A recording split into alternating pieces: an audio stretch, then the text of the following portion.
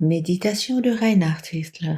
Good morning, good morning, good morning. Bonjour, bonjour, bonjour.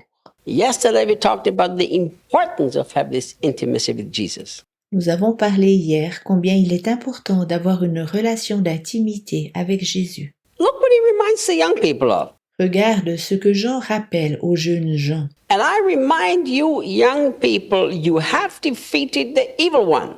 Vous, jeunes gens, je vous rappelle, vous avez remporté la victoire sur le mal. Isn't it interesting that he reminds the young people that they have defeated the devil? N'est-ce pas intéressant qu'il rappelle aux jeunes gens qu'ils ont remporté la victoire sur le diable? I thought Jesus has defeated the devil. Je croyais que Jésus avait vaincu le diable. But now he's telling the young people.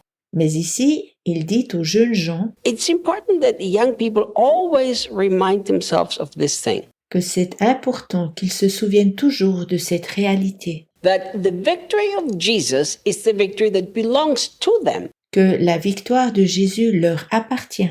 And this is what I see so many young people struggling. They don't know how to appropriate the victory of Jesus. Je vois tant de jeunes gens qui ont à lutter avec ceci. Ils ne savent pas comment s'approprier la victoire de Jésus. How many young people I've met in my life J'ai rencontré tant de jeunes gens dans ma vie that live in this constant, permanent fight against the devil. qui vivent constamment cette lutte permanente contre le diable. You know, the focus is what the devil did, what the devil has done, and what the devil is going to do. Ils ont leur focus sur ce que le diable a fait, sur ce qu'il fait et sur ce qu'il va faire.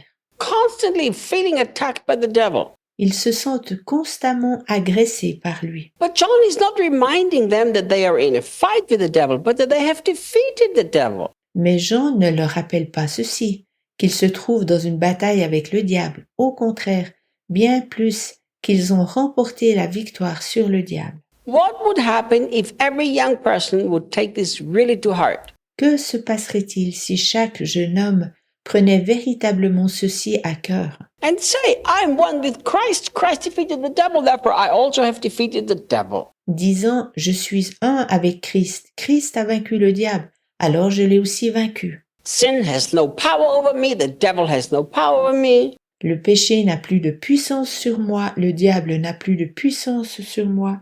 I'm totally free because of the victory of Christ. Par la victoire de Christ, je suis totalement libre. And that's what I will express as I walk the earth. Et je le manifesterai durant ma marche sur cette terre. I've loved to work with young people, and I've worked with young people most of my life. J'ai toujours aimé travailler avec les jeunes gens, et je l'ai fait presque ma vie entière. And my experience has been this. J'ai fait l'expérience suivante. To appeal or to teach young people to live by their strength to get the victory is very destructive. Il est très destructeur de transmettre à des jeunes gens qu'ils peuvent compter sur leur propre force afin de remporter la victoire. Because the strong ones usually get some victories, but they usually fall into pride. Car les forts pourront gagner quelques victoires, mais en général, ils deviendront fiers.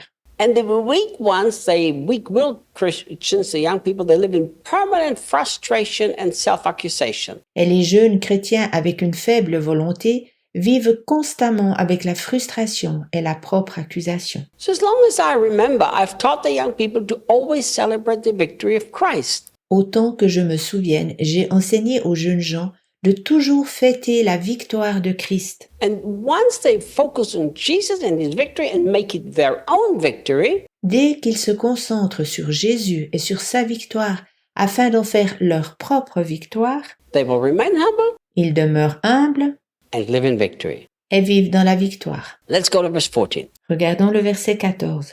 I write these things to you, dear children, Je vous écris, chers enfants, because you truly have a relationship with the Father. car vous avez véritablement une relation avec le Père. First, he's telling them about the relationship with Jesus, and he tells the young people about the victory over the devil.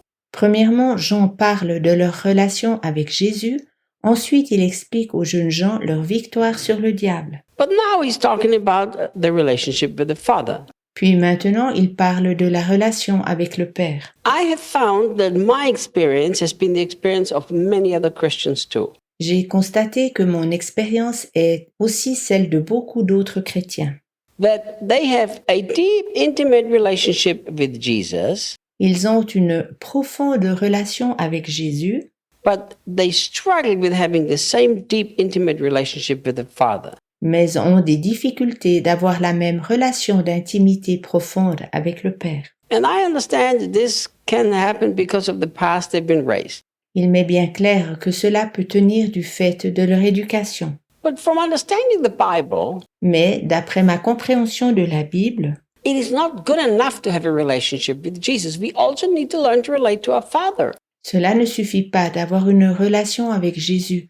Nous devons aussi apprendre à construire une relation avec notre Père céleste. And when the Passion uses the word relationship here, Ici, lorsque la traduction de la Passion utilise le mot relation, in the Greek, it's the same word that's used before. It's called an intimate relationship. c'est le même mot en grec qu'avant. Cela signifie une relation intime. Jesus is wonderful and I love him with all of my heart. Jésus est merveilleux et je l'aime de tout mon cœur. But I'm telling you, the love of the Father heals areas of our hearts that otherwise won't get healed. Mais je vous dis que l'amour du Père guérit des domaines de notre cœur qui ne peuvent pas être guéris sans lui. I read a statistic from the United States of America J'ai lu une statistique des USA that children who are raised up or who grow up fatherless, au sujet d'enfants qui ont grandi et ont été élevés sans père. they are suffering 7 times more difficulties than children who grew up with a father. Ils ont 7 fois plus de difficultés que les enfants ayant grandi avec un père. This statistic also said La statistique affirme aussi that if a single dad raises a child, it is much better for the child than if a single mom raises it. que pour un enfant, il est bien mieux d'être éduqué par un père seul que par une mère seule. Now, of course, the ideal thing is that a great father and a great mother raise the children. Naturellement, l'idéal est quand les enfants ont un père et une mère exceptionnels. But the statistic was very clear. Mais la statistique était très formelle. The absence of a father is very destructive in the life of a child. L'absence d'un père est très destructrice pour un enfant. Think how many people have suffered from this. Maybe you too.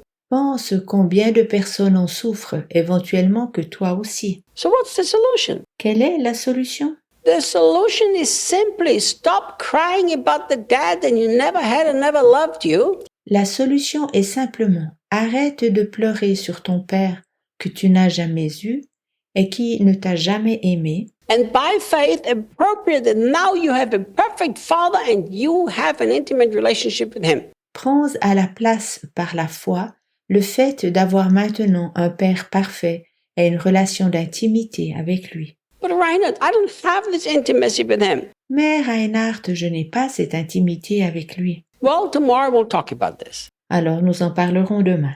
See you guys tomorrow.